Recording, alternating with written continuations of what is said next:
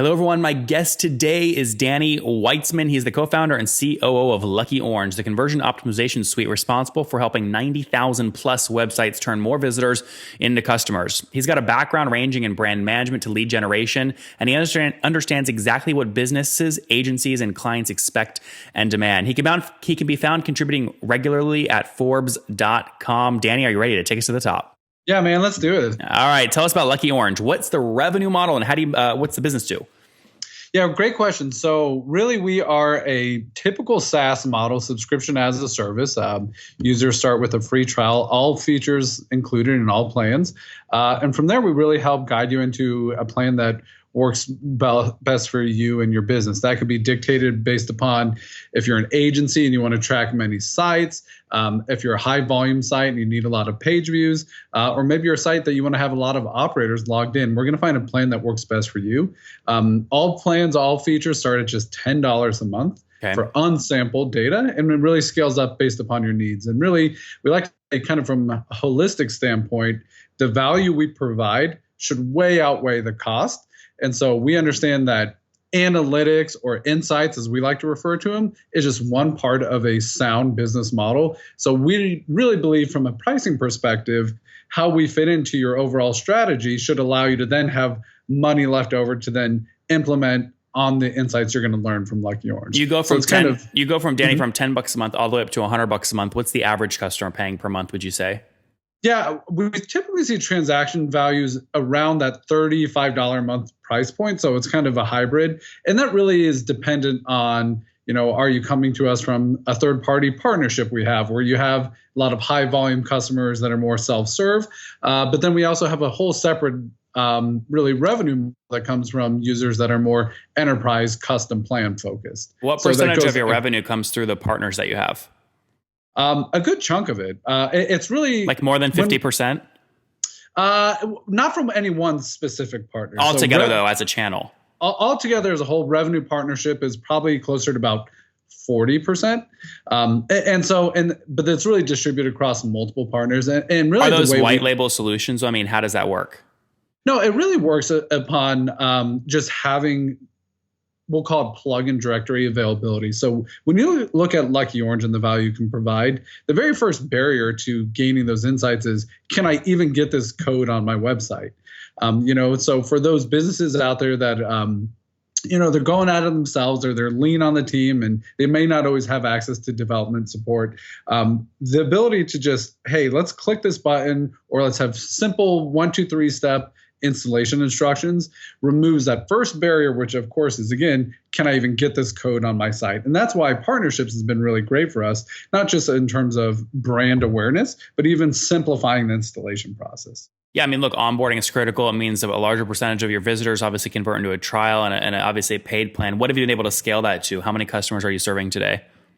Yeah, I mean, we just looked and we're probably mid 15,000+ active paying customers or more. So it's definitely growing from that perspective, but that doesn't necessarily reflect the amount of websites we're tracking, as one account could have 100 sites underneath it, and count as one paying customer. So it's been really unique to see how the customer need has evolved, allowed us to kind of evolve the product to fit that need. So Danny, just to be clear, you've got 15,000 kind of unique people paying you. They may have 10 websites under them of varying sizes. One might get 1 million hits a month. One might get 10 hits a month. Yeah, and really that number kind of ranges. Again, you can have a client, as you mentioned, who's doing hundreds of million page views a month, and it could be the first time Shopify or a big commerce store who's got 100 page views a month. And what's I think really interesting about that and what that story is telling is that whether you're a huge enterprise and you have analytics divisions and people who can analyze these numbers, or you're selling bicycles and you can't be behind a computer all day, we all have this thirst for understanding of what's really happening on our website and what are the simple things I can do to learn from my visitors to improve these conversion rates. It might be as simple as a certain call to action did not work, or a price point was confusing, or a capture on a lead form. But we all want this knowledge, and we want to, what we say, pull back this digital curtain to provide this transparency. So that way, again, whether you're Yeah, going Danny, out by I yourself. think we totally get the value of the product. So I want to shift from kind of you sharing what the product does to actually how you've driven the growth of the company. Most of my listeners are CEOs, private equity VC. They're more interested in that. So I totally get the value proposition. You made that really clear. When did you launch the company? And were you there at the beginning? I know you're COO. Yeah, absolutely. So co-founded with, funny enough, my brother-in-law, Brian Gruber. Our wives are twin sisters, not identical. So the important distinguish there, people always ask about that. This really started, we like to say, started with Brian creating the technology, and we really came together to form this business. In what year?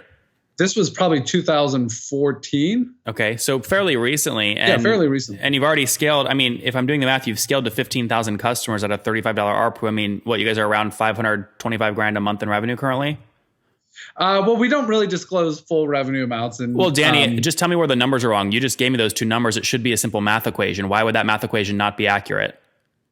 A lot of different variables, but I want to get back to you. You had a really good question, which was the evolution of the business. Well, no, Danny, but I want to make sure I get the numbers right first, because those are wrong. The evolution story will be different. So do you not have 15,000 customers, or is the price point higher or lower?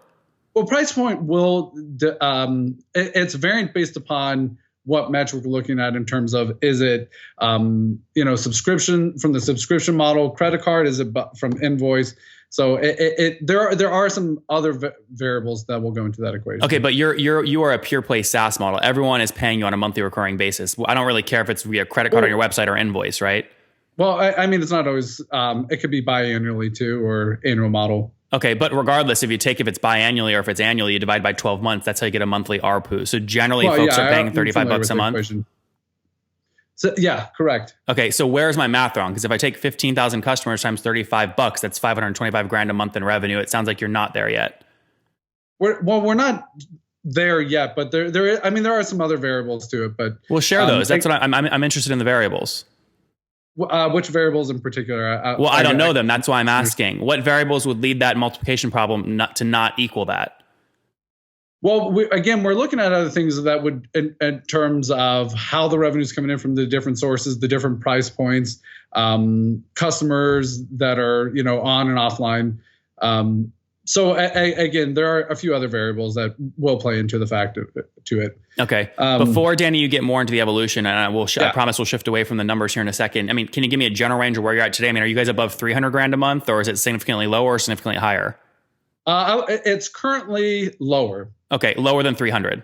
Yeah. Okay, and have you guys bootstrapped this thing, or have you raised capital? Totally bootstrapped the whole way through it. We took part in an accelerator earlier on. That was more meant to be kind of just a milestone of where are we, how are we, are we getting some early on guidance? So a small accelerator we took place in, but really it's been bootstrapped. How much money did they give you? 18 grand. Okay, so super small. Did they take 6% equity or something? Dilutable, yeah. Yep. Which accelerator was that? It's called Spark Lab. They were out of Kansas City. And you guys are still based there, right? Still based in Kansas City, Kansas, yeah. I love that. What have you grown the team size to? So just now we brought in our 9th team member, and we've kept it relatively lean intentionally. We really want to let technology be the solution, and then let us be the people behind the technology to help, drive it from both a customer service standpoint or a sales standpoint. So we've really utilized really good tech out there to help us, keep the team lean, but still provide. Are they all in Kansas City, or are they all remote? Everybody's in-house. That's awesome. Where are you recruiting developers from in Kansas City? Okay, this is a really great question. We've recruited anybody from one employee used to work at Hobby Lobby. I don't know if you're familiar with Hobby Lobby. They're a craft store, but he was there just working the floors of Hobby Lobby, but always had a heart and passion for development and tech, and really was self-taught. Another guy recently moved to the area and tried to did some other startup-y type things. Someone else from another startup here in town. So it's really been kind of a mashup of talents of people who are really self-taught. We've had people who've had marketing backgrounds and wanted to go into reading weather patterns, and ultimately just have a love for development. So it's been really neat to see how these people who have a really thirst for knowledge, become self-taught. Why did they go to Lucky Orange though? Why not go to one of the other big tech companies in Kansas City? I mean, are you using equity to bring these guys in and incentivize them? Well, I'll tell you what, we're providing I think more than anything else, a culture that works for some people. One of the really things we do as part of our interview process is we help the applicants interview us because we're not the right fit for everybody. Similarly, every candidate will not be the right fit for us. They might hit every checkbox. Yes, you can pass our test. Yes, you can pass our code, but culturally, you may not like what we have to offer. Some people really want, as you mentioned, a larger environment where they have more specific set schedules and time off policies. And some people really appreciate that structure. Some people have come from that world and they're like, you know what, I want a change of pace. I want a different lifestyle. I want to start blending more of my family. And we really recognize and appreciate that. It might be because Brian and I ourselves are family, or that we both have young children. So we certainly appreciate this work-life balance, and we try to put it to action, not just on paper, but really encourage our family, and we call them our family, our team members, to treat this as an extension of family. Bring your family in from time to time. Let them hang out in the office if you want to. Providing weekly checkups to make sure you're taking time off. Yep, got it. So makes good sense. It's the culture. It's the culture that's pulling these folks in. But you don't have a big equity pool. You're not giving new developers 2, 3, 4, 5% of the company. Well, right now it's just. I think oftentimes when you see people being brought in from equity, it's oftentimes to offset risk or offset salary contributions. Yeah, but you're really risky. Well, I would argue that point because you're way riskier than going to a Facebook or an Amazon or a bigger tech company. You're a 3-year-old company with less than $300,000 a monthly recurring revenue that's bootstrapped. So I think you need to define what risk looks like. So if I go to big company has layoff, are they less risky because they're doing more revenue, or can I provide and meet what that person is looking for, which is a stable income, which we can guarantee? Danny, as an early startup, I trust me, I've interviewed about 2,000 of these. You are significantly more risky in terms of going out of business and stopping and having to say, hey, we can't make payroll this month, than a established tech company that's growing quickly like Amazon or Facebook. I'm just curious, those battles happen in Kansas City. I'm just curious how you're winning those battles besides culture.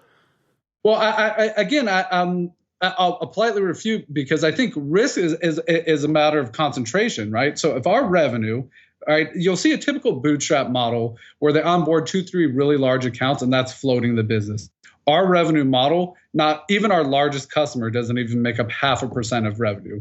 So we look at metrics like churn and things like that to understand how we're projecting that we won't onboard another hire till we're absolutely sure we have plenty of run rate. What is your churn today? Under 3%. That's logo. 3%. That's logo churn monthly. Yes. Okay. So again, we can have a month that we hit 4 certainly, and we'll have months, but it's in that 3 to 4% range. That's healthy. So you assume you just do 1 divided by 0.03 or 3% to assume the average customer stays with you for about 30 months. Is that how you do lifetime value? Yeah, and again, another tricky equation as when you're in an earlier stage. And I'm not exactly sure at what point you become a startup versus small business. I don't know if that's a revenue model. I don't know if it's a way of thinking. I don't know but at some point, you start to look at those metrics and say, all right, we're keeping them on board. We can justify the cost. And for that matter, do we risk losing employees because people start feeling over capacity? So that's another internal metric we look at for our own employee satisfaction. Are we overburdening employees? So we do look at internal employee capacity as a metric for, are we a good point for headcount? But Danny, what do you mean by that though? I mean, you could have one customer that makes up $10 million a month in revenue, and it's totally verifiable to put 10 people on that account. I don't understand what you're saying by or how do you tell me how you measure if someone's overcapacitated?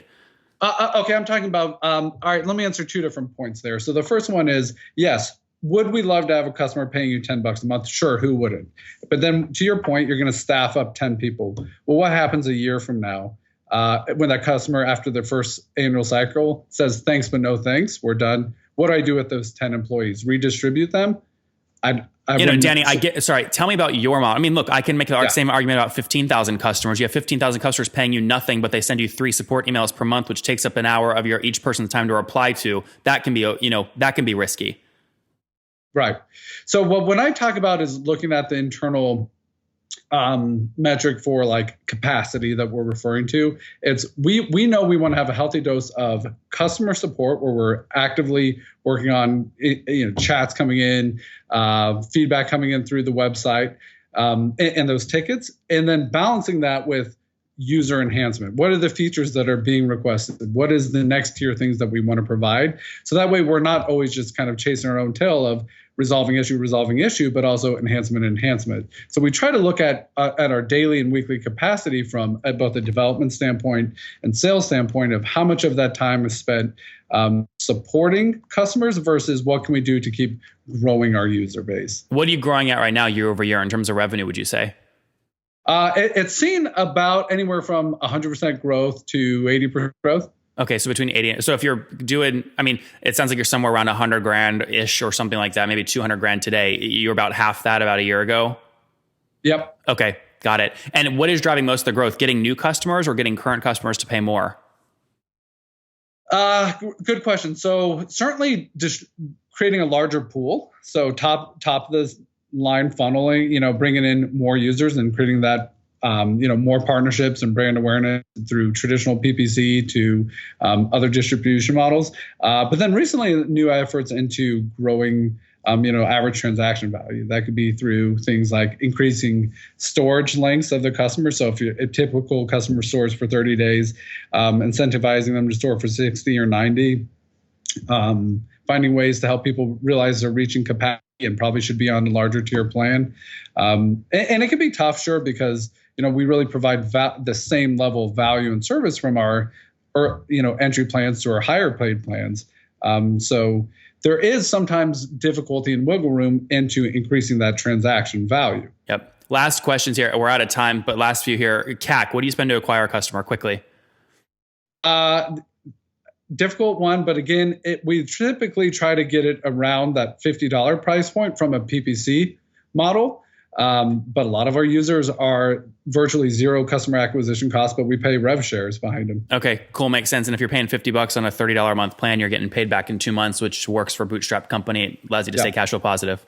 All right, let's wrap up here with the famous 5 one-word answers. Number 1, what's your favorite business book? Disaster Artist. Number 2, is there a CEO you're following or studying right now? Brian Gruber. Brian CTO. Gruber? Brian Gruber, CTO. Okay, number 3, is there a favorite online tool you have for growing the business besides your own? ProfitWell. ProfitWell. Number 4, how many hours of sleep do you get every night? 7. That's good. And what's your situation? Married, single, you have kids? Married with 3 children, all girls. Supposed to be boys, but I love them anyway. And how old are you, Danny? I'm 33. Last question. What do you wish your 20-year-old self knew? Invest in Bitcoin. Invest in Bitcoin. There, guys, have it. Danny, CEO of Lucky Orange, founded it with family members back in 2014. Now up to 9 people, bootstrapped in Kansas City. Again, helping you and helping a lot of folks understand what website visitors are doing, understand how to drive up conversion rates. They're currently serving 15,000 customers, doing north of 100, between 100 and 200, maybe 250 grand per month in revenue. Economics look healthy, 3% logo churn monthly, spending about $50 to acquire those customers with a 2-month payback period. Danny, thank you for taking us to the top. Hey, really appreciate everyone's time.